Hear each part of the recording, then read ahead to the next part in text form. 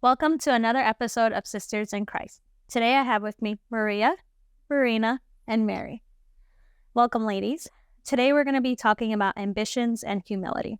Is ambition against humility? So I started off by finding some definitions. So for ambition, Oxford Dictionary describes it as a strong desire to do or to achieve something, typically requiring determination and hard work. Humility is defined as the quality or state of not thinking you are better than another person. And that's from Merriam-Webster. So I have a question for you, ladies. Do you think humility and ambition can go hand in hand? I think there's a fine line, actually, between ambition and humility based on even the definitions that you said, because I feel like we have this worldly standard of ambition being something that we want to be like self-glorified in a way.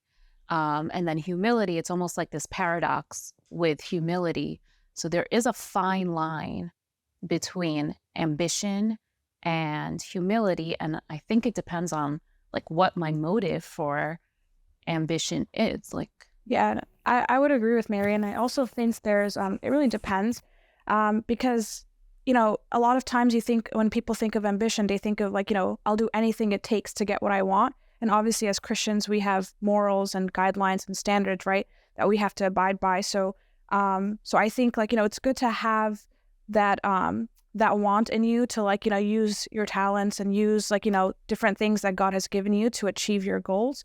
But you should always keep in mind that you're firstly a Christian, and to not really cross those lines specifically when going after your goals or your dreams or things that you want to achieve. I'm glad you brought up talents, because when we think about the parable of the talents, right, like God gave each servant a different amount of talents. But at the end of the day, the servants that got rewarded were the ones who had 5 and went out and got 5 more. So I think we are called to be ambitious. We are called to increase our talents and be hardworking. But at the same point, the servant who just dug his talent into the ground and then didn't come back with anything, I think God actually told him you're a wicked servant, you were lazy. I think we are called to be ambitious, but at the end of the day, I think it matters who we're serving, right? Am I ambitious so that I can be wow, look, I got 10 talents, or because I'm going to give my 10 talents back to my master and be look, this is what I did with the talents that you gave me. So I personally definitely think they can go hand in hand. Yeah, I think it goes back to what Mary and Marina were saying, the driving force. So why are you ambitious and what are you striving for? So is it worldly desires or is it more so for Christ? Because I think we were discussing this earlier, and Christ was ambitious, but his goal was to serve others, right? But most importantly, to serve God. So I think that's important to keep, and that's where humility comes from. Humility comes from Christ. So if your ambition is the desire to serve Christ, then you'll be humble in what you're doing. Well, Maria, do you actually think that Christ was ambitious? Do we have any proof or anything we can say that showed that he was ambitious? I mean, for sure. I mean, Christ was ambitious in what he came on the earth for. I think he came with a goal and he fulfilled that goal. And sometimes I think we in a sense look at ambition in a worldly sense where, it has to be money driven, promotions, self-success.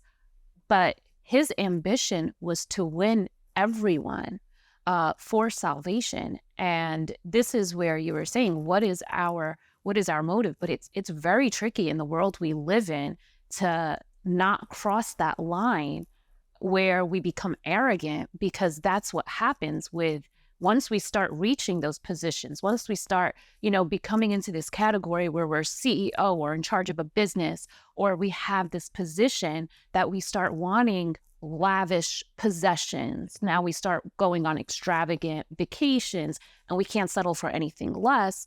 And it kind of, our mind starts, oh, well, that's beneath me. And that's where the humility actually, it becomes hard. And I think you don't even realize that you're not even being humble because you start living to that standard. Yeah, and I would echo to, echoing over to what Mary said over there. So I think definitely, Jesus did, he had, like, if you go by that definition, a strong desire to do or to achieve something, typically requiring determination, hard work. Like, he came with the intention of saving us. Like, that was his end goal. And he was super focused on it. And like, and because of that, we achieved salvation. So I think, in that regards, there's definitely ambition there.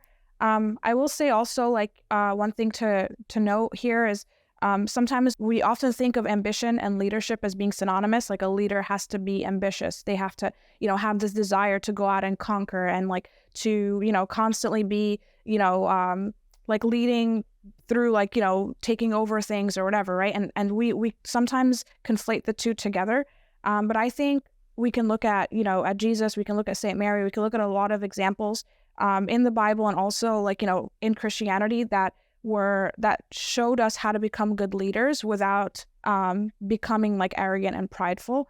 And they also showed us that, like, there's a healthy dose, once again, of ambition and having that humility and leading through humbleness and empathy with others as well. So it sounds like we all agree that humility and ambition can go hand in hand, but they're also, like you said, there's this fine line where they can actually collide as well. And I think that's where we have to be super cautious, because it's so easy to fall into this area of being prideful. And when we think of pride, it's actually the opposite of humility, right? You're thinking you're above everybody else instead of thinking of yourself as a servant. And this is actually what made Satan fall. Yeah. Was pride, because, he kind of just said, I don't need God. Like, I can do it all by myself. And I feel like sometimes we live in a world where it's like that instant gratification where we feel like we don't really need, sometimes we feel like we don't even need one another. Forget about, like, even let alone like we need God, who we don't even see. Like, oh, I could do it on my own. Like, I have my own resources. I have my own, like, everything is like, we feel we're so dependent now upon ourselves. Right. And I think a lot of it has to do also with like the culture that we're in. Like, it's like the corporate America, right? Like, everyone is out to prove that they are the best in their fields or want to get a promotion to be the best and make more money and get a higher status and live this lavish life, right? Like, this is the goal of America, or like the American dream, right? But then it's, how do we balance our faith and what we're told to be like, have this humility, but also be ambitious, right? Like, I feel like sometimes it's a dog-eat-dog world, and we need to get down to like practical examples of how we can be humble in a society that would honestly step on anybody who's humble, because everybody else is trying to climb the ladder. So if you're gonna, do this, like, they look at motion that we humility see, as like weakness, right? Like, They're gonna step all over you.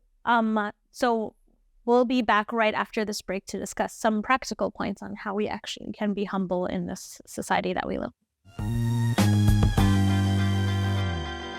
So welcome back. We were talking about a dog eats dog society, honestly, is what we're living in, right? And how we can be humble and practical things that we can do to stay humble so that we're not walked all over. We do get these promotions and we are ambitious and we are working on. How do you think we should like go about this? Like, I think there's a way that you can command respect for yourself, but also be very like, like conscious of the way that you're presenting yourself, and make sure that you're still being humble. So what are like practical ways? Like, when I think about it, at least I think of like, if you're super smart in math, right?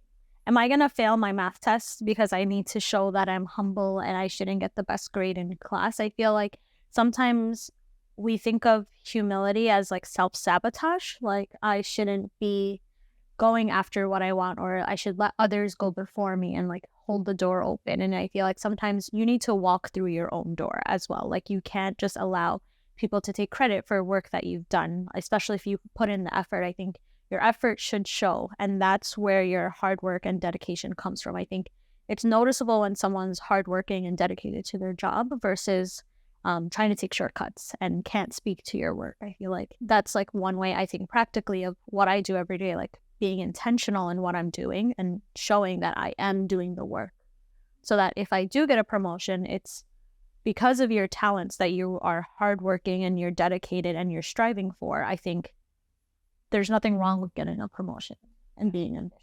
And hard work doesn't go unnoticed. Like, I feel like also sometimes we feel like we could do something, and yeah, maybe we didn't get the credit this time, but I feel like even if this time it like slid and somebody else got your credit, because that happens all the time. I mean, it's happened to me even at work where, you know, you do something and then someone else presents it or somebody else gets the credit for it.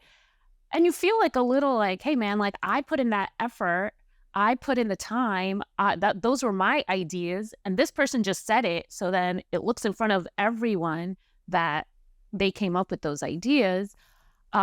And I think it just really comes down to like that trust, that true and genuine hard work with time, God will truly exalt you. Well, what do you do in that moment? Like, I feel like that gets my blood boiling. It does. It does. And you know what? And I mean, I think there's also a point where, you know, maybe you could speak up for yourself. I mean, what do you guys think? Like, should we speak up for ourselves where something like that, where, you know, it is that dog eat dog world, or should we just, you know, kind of let God handle it? I think there's a fine line between being humble and being taken advantage of.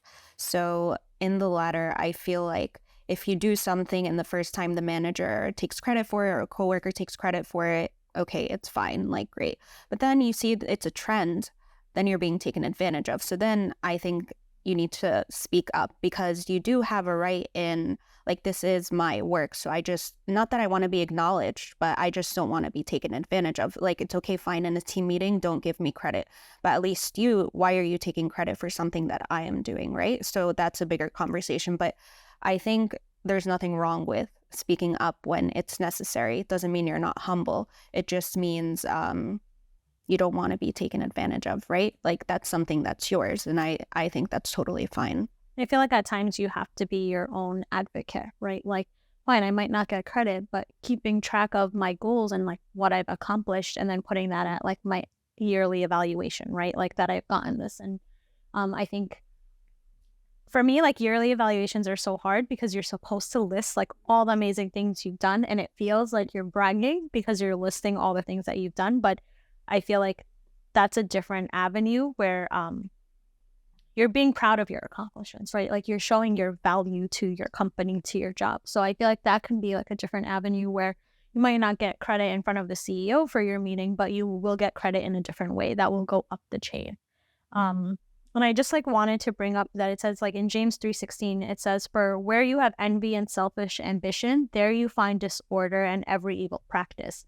So I think it's also important to remember that it is a slippery slope. Like, I might, you know, be prideful one time and then like catch myself, but then it might keep slipping where I end up being in this disorder and start this evil practice. And then I find myself climbing the ladder, but stepping on others to get to that.